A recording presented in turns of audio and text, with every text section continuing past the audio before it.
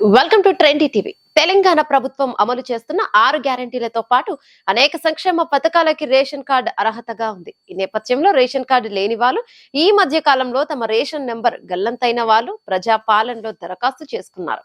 ఇప్పటి వరకు ration card ఉన్న వాళ్ళకి 6 గ్యారంటీలు అమలు చేస్తారా, కొత్తగా అప్లై చేసుకున్న వాళ్ళకు కూడా సంక్షేమ పథకాలు అందుతాయా అనే సందేహాలు ప్రజల్లో ఉన్నాయి.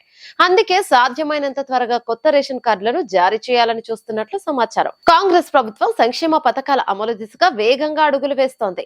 ఇందులో భాగంగానే ప్రజాపాలన పేరుతో లబ్ధిదారుల నుంచి దరఖాస్తులు స్వీకరించింది. జనవరి 6వ తేదీతో దరఖాస్తుల స్వీకరణ పూర్తయింది. లబ్ధిదారుల నుంచి మొత్తం ఏకంగా 1,25,84,383 దరఖాస్తులు వచ్చాయి. ఈ దరఖాస్తుల్లో 19 లక్షల మంది కొత్త రేషన్ కార్డుల కోసం దరఖాస్తు చేసుకున్నారు. ఇక ప్రభుత్వం ప్రకటించిన అన్ని హామీలకు రేషన్ కార్డులను ప్రామాణికంగా తీసుకుంటున్న తరుణంలో రేషన్ కార్డుల జారీపై ప్రభుత్వం కూడా దృష్టి సారించింది. డూప్లికేట్ కార్డులను తొలగించి అర్హులకు కొత్త కార్డులు జారీ చేయాలని ప్రభుత్వం భావిస్తోంది.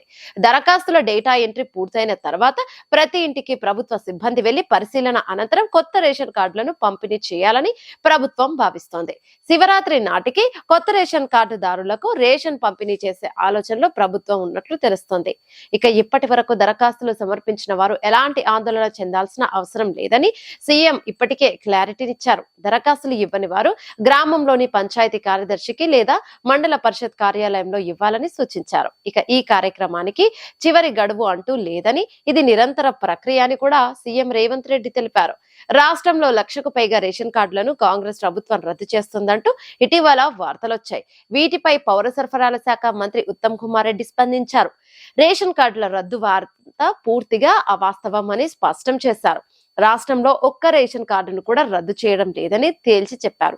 ఫిబ్రవరి ఆఖరులో లోక్సభ ఎన్నికల కోడ్ వచ్చే అవకాశం ఉంది. ఎన్నికల కోడ్ రాకముందే కొత్త రేషన్ కార్డులు ఇచ్చే ఆలోచనలో ప్రభుత్వం ఉంది. ఈ నెలాఖరు నాటికి కొత్త రేషన్ కార్డుల కోసం వచ్చిన దరఖాస్తులను పరిశీలించి అర్హుల ఎంపిక పూర్తి చేయాలని చూస్తోంది. అన్ని అనుకున్నట్లు జరిగితే శివరాత్రికి కొత్త రేషన్ కార్డులు పంపిణీ చేయాలని రేవంత్ సర్కారు ప్రణాళికలను రచిస్తోంది.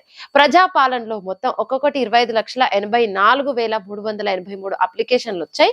వీటిలో 5 గ్యారంటీలకు సంబంధించి 1,91,636 దరఖాస్తులు వచ్చాయి. రేషన్ కార్డులు ధరని ఇతర సమస్యలకు సంబంధించి 19,92,747 వచ్చాయి. ఇక మొత్తం మీద రేషన్ కార్డు కోసం లబ్ధిదారులు ఆశగా ఎదురు చూస్తున్నా వారికి శివరాత్రికి సర్కార్ గుడ్ న్యూస్ చెప్పనున్నట్లు తెలుస్తోంది. ఈ వీడియో మీకు నచ్చినట్టయితే లైక్ చేయండి, షేర్ చేయండి, కమెంట్ చేయండి, సబ్స్క్రైబ్ చేయండి.